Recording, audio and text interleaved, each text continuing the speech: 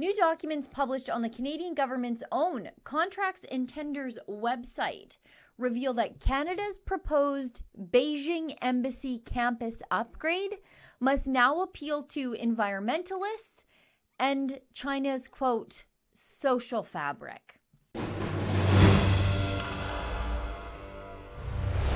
Canada's embassy in Beijing requires a master plan to sketch out expensive embassy campus upgrades. And these upgrades have to please environmentalists, encourage staff retention, and maximize capacity for new electronic immigration processing. It's all right here on the Government of Canada's buyandsell.gc.ca website.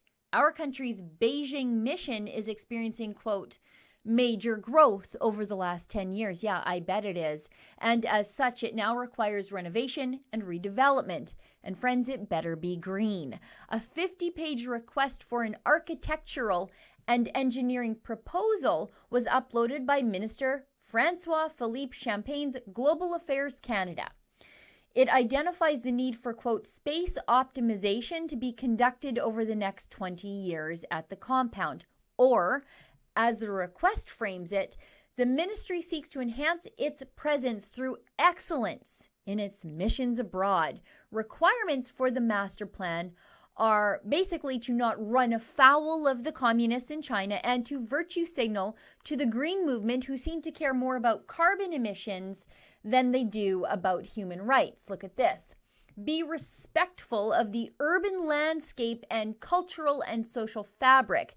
Create a low to nil energy footprint by implementing measures to reduce consumption of all utilities, water, gas, electricity. If possible, and proven, demonstrate Canadian innovations in sustainability.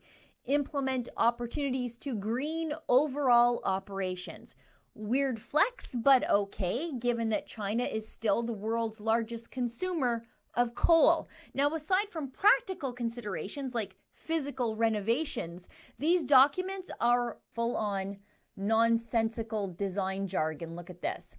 The master plan should be a product of pragmatic creativity, balancing functionality and site constraints and opportunities with design elements that will appeal to investors, stewards, environmentalists, employees, visitors, and the host country alike. Now, the master plan also shows just how scared the Liberals are of annoying the communist Chinese government. Look at this. The master plan will incorporate a diverse environmental, social, cultural, economic, and political considerations, including but not limited to heritage, existing and future context, land use, government priorities, community amenities, accessibility, security, cultural, and regional realities. So, friends, is that a yes to Uyghur slave labor to put in the solar panels, or no? Because I can't really tell here. And the upgrades are, quote, required to improve immigration services. One of the components of the embassy campus upgrade is to facilitate the move to digital immigration paperwork processing. Just look at this. Until the onset of COVID-19, Immigration, Refugees, and Citizenship Canada's operation in Beijing had been one of the busiest in the world, operating in a facility that does not meet their needs. While file storage space and a paper-based workflow must be accommodated, the master plan must allow sufficient flexibility to adapt to the move to online paperless applications. The Chinese hackers are going to love that. The embassy in Beijing cannot retain staff, and I don't think a massive, expensive redesign will fix it. Now, air quality in the Chinese city has been blamed for the problem, and the project documents seem to mention it here. Beijing also has some of the world's worst air quality. The air quality issue has an impact on staff retention and recruitment, with some staff considering early departure from the mission and the department experiencing difficulties in filling positions due to concerns over air quality. Now, back in September, Blacklocks reported that the air quality in Beijing has had a direct negative impact on the quality of life of embassy staff, who are then said to be suffering from poor morale.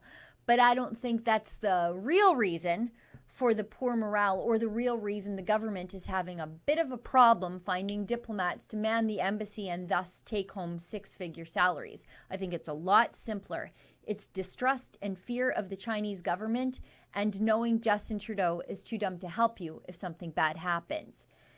A Pew Research study found that 73% of Canadians have a negative view of China, and China has already kidnapped one former Canadian diplomat more than 600 days ago. The Chinese dictatorship kidnapped two Canadians, Michael Spavor and Michael Kovrig. Now, Spavor was previously a businessman based on the China-North Korea border, and Kovrig is a former diplomat who worked as a researcher in Beijing for the International Crisis Group. The men were kidnapped in response to Canadian officials arresting the Huawei CFO at the Vancouver airport on American arrest warrants. The men are political hostages, and no diplomat wants that for themselves. Now, Justin Trudeau hasn't done anything about the arrests of the two men, so Rebel News has hired one of Canada's top international lawyers to draft a formal complaint to the United Nations High Commissioner for Human Rights. We're trying to force an investigation into the unlawful arrests and imprisonment of Michael Spavor and Kovrig. Now, you can help us help them at freethetwomichaels.com. For Rebel News, I'm Sheila Gunn Reid. To find out more about the plight of Michael Spavor and Michael Kovrig and to help us with our human rights complaint to the United Nations High Commissioner of Human Rights to try to raise the profile of the two imprisoned Canadian citizens, please go to freethetwomichaels.com.